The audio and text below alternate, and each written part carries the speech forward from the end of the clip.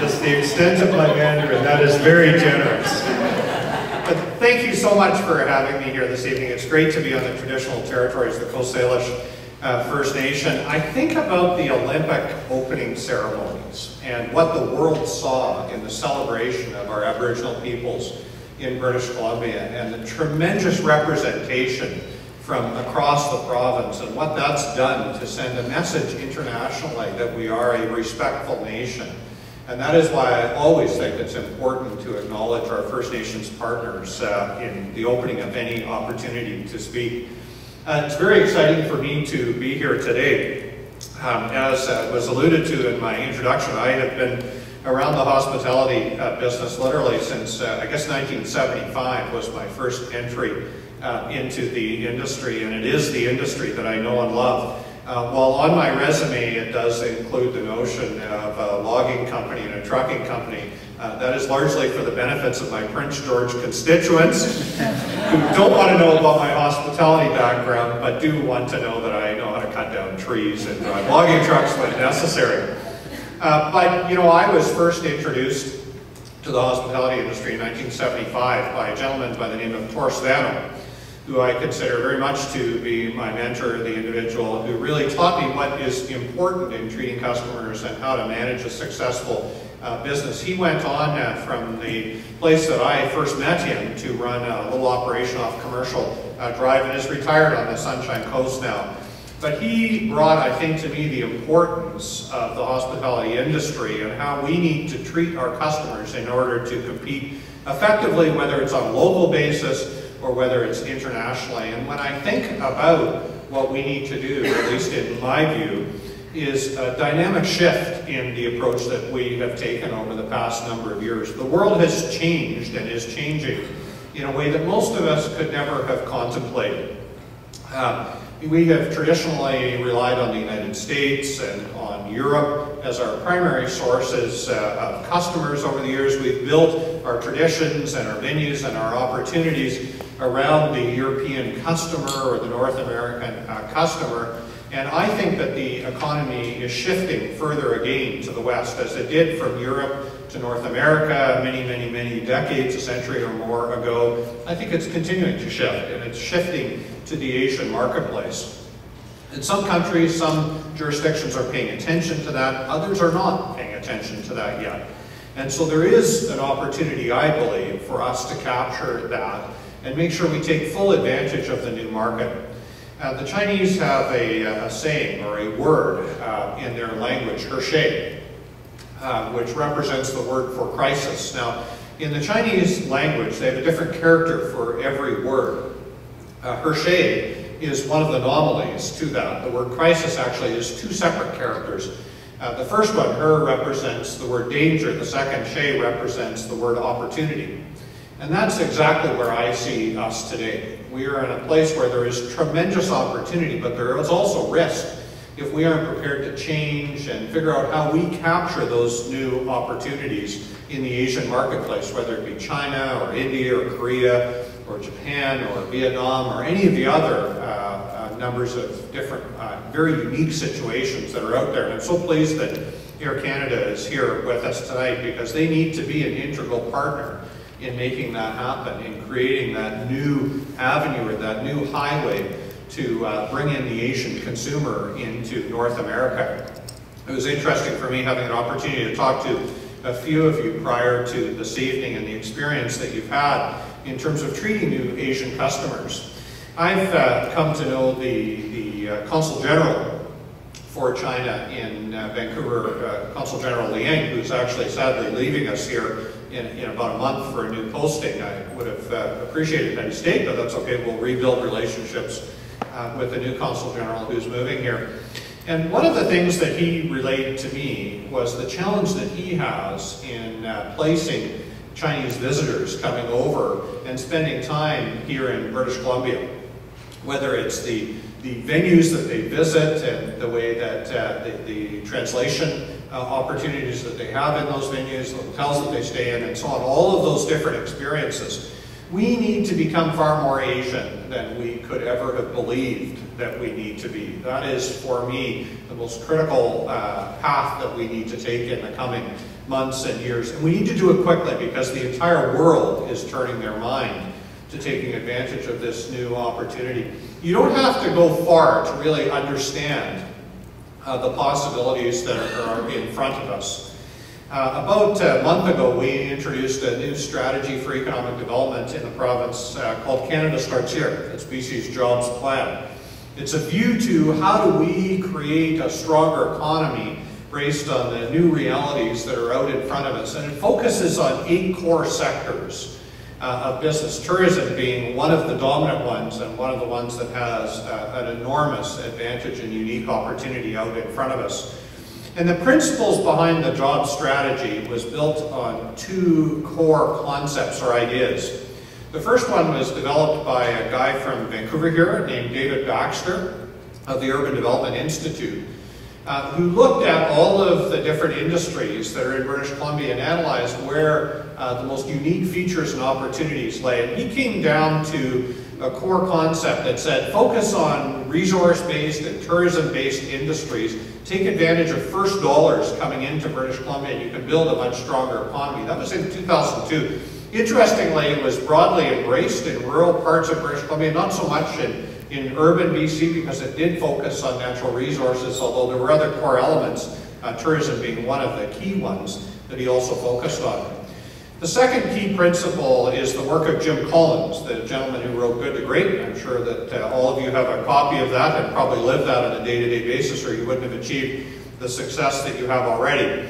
But just to refresh your memory of the 11 companies that he identifies in his book that have achieved true greatness, that being top decile performance in their specific sector for a minimum of 15 years. So pretty significant achievement to be a top decile performer for a period of 15 years or longer, and what those individual companies had in common. And they had several things in common. You'll recall Fill the Bus, the concept there, gaining momentum, different ideas. But one of the ones that really resonates for me was each of those companies picked out sectors that they could outperform their competition in because they had a unique competitive advantage. There was something that that company did that was unique, that put them in front of all of their competition, that allowed them to excel when other companies would fail because of difficult economic times that they were being faced with. So Jim Collins' view was if you could be focused on specific elements of your business, the things that you could do well, do better than anyone else, then you would be very successful. So as I contemplated putting together the job strategy, those 2 pieces of work really formed the key elements of my thinking and how to focus our efforts moving forward. I also looked at one other kind of interesting jurisdiction who had followed the same path that we were contemplating at the time, and that's Australia. Australia in the year 2000 entered into a new approach around economic development, around focus, and they did virtually the same thing. They looked at all of the different areas that were unique, that where Australia had a competitive advantage, where there was something that they could do that was difficult to replicate in other jurisdictions, tourism obviously being one of those elements, natural resources being another key one of those elements, international education being another one of those key elements. And they said, where do we need to market to? They turned their minds to China and India in particular and really ramped up their efforts in both those jurisdictions with significant presences on the ground of the people trying to market into those 2 particular countries. The results are nothing short of spectacular. The average gross domestic product per person in Australia in 2001 was $19,500. That same year, Canada was about $25,000, so about 20% roughly ahead of Australia. In 2010, the average gross domestic product per person in Australia was $56,000. They went from $19,500 to $56,000 in GDP per person in a matter of 10 years. An incredible result by any measure. Canada did not do badly during that same period. We went from about $25,000 to about $45,000 during that same period of time. But just think about the strategy that Australia employed, the direction that they tried to move, and what was accomplished. And how can we replicate that with tourism, with our other key resource industries, to make sure we take advantage of that experience and the market shift that is taking place right now internationally from Europe and the US into the Asian marketplace.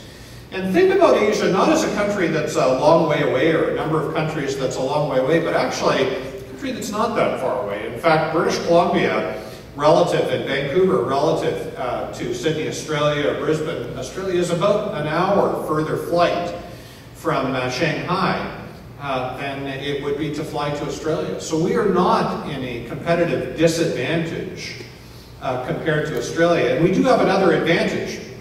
Australia, I think, got a little bit overconfident in the work that they were doing, and they have run into some very, very challenging times as it relates to their relationship, particularly with China, to a lesser extent with India, over the past year or so. So they are now looking, the Chinese and Indians are now looking for new opportunities for business, for tourism-related activities. And I think we can step through that window and take advantage of it. But it will require a concerted effort on all of our parts to achieve that. We have a very unique advantage in our new Premier, Christy Clark.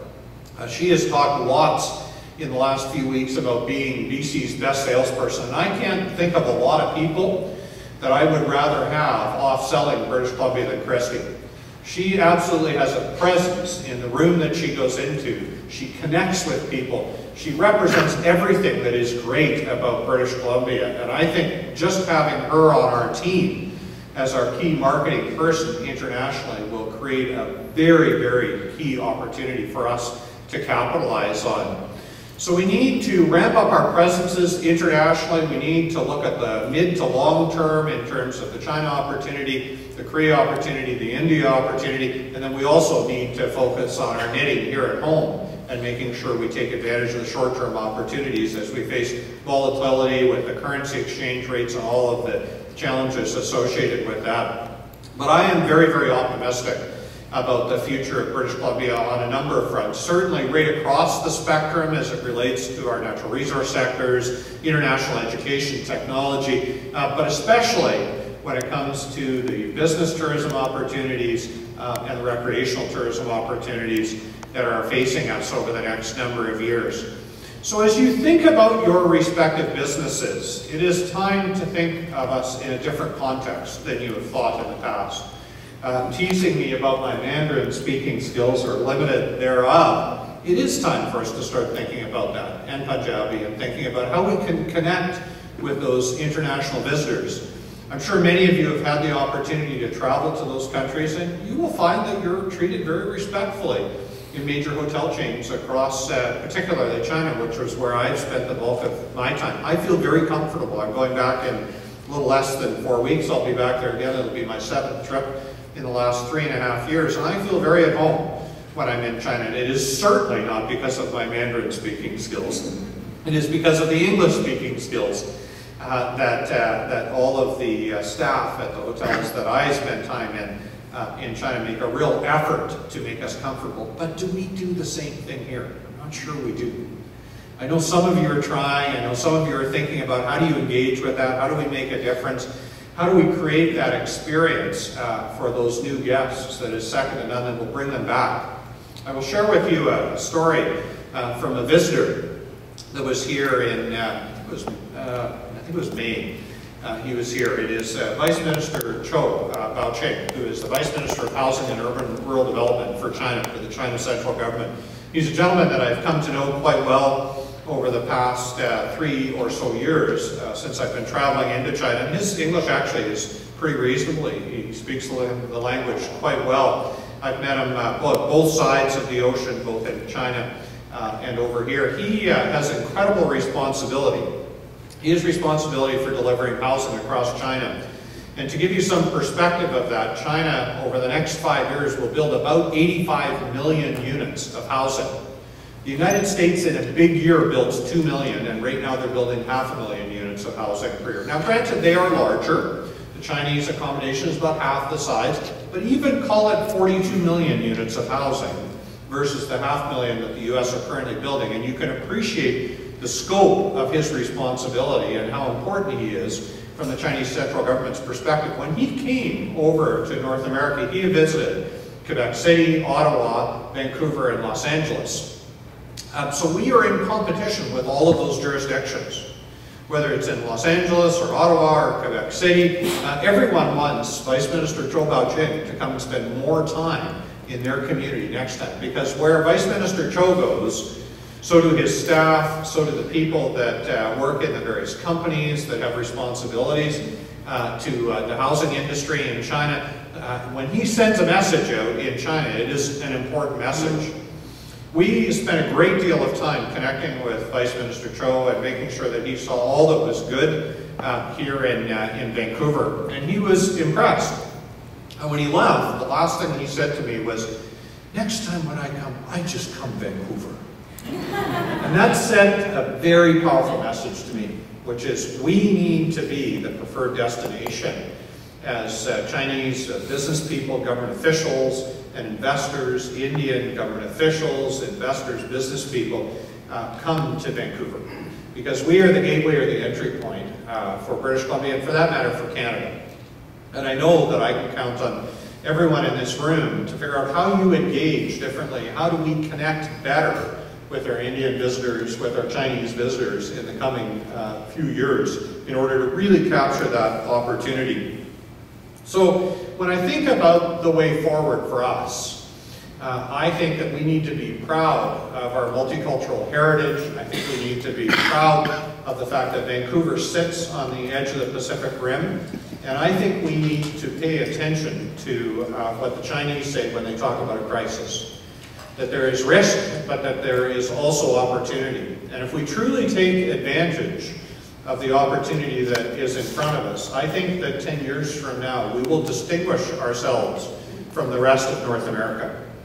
I think Vancouver and British Columbia has an opportunity to remove itself from the economic challenges that are undoubtedly going to face the rest of North America in the coming decade. And I would not want to be the minister responsible for economic development or tourism in Ontario or Quebec or the Maritimes or even Manitoba for that matter right now, because I think they are in for very, very challenging economic times. I was looking at a very interesting statistic a few weeks ago of the size of the Chinese economy and the Indian economy and how quickly it's growing. And even 2 years ago, the advice that was being provided by senior economists was that China would surpass the United States in terms of the overall size of its economy sometime around 2040, perhaps 2050, in that range. That would be the time that they expected to see the Chinese economy grow beyond the US economy. The most recent projections from a large group of very credible economists is that they expect to see the Chinese economy surpass the American economy in 2019. That is 8 years from now. And that's not coming from one or two economists. That is coming from a broad spectrum of top economists across North America. India will be a number of years behind that. Brazil will not be far behind that. The world is changing as we know it. And we need to pay attention to that change. And if we do pay attention to that change, I think we will be in a very, very good position here in British Columbia to exceed any of our most wild expectations of what we could accomplish. So I am going to leave you with that in the hopes that there is some time for questions as we get further on into the evening. I think we are at one of those pivotal points in time where if we make the right decisions, if we take the right actions, we will be rewarded in an incredible way for those actions. So thank you very much for having me here tonight, and I look forward to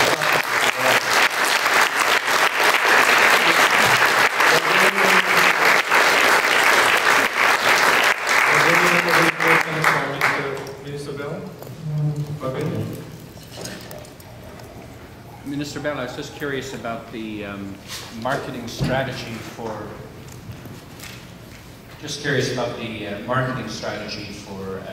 BC tourism. You mentioned Australia, and I recall they had some brilliant ads, sort of Australia.com, that kind of thing.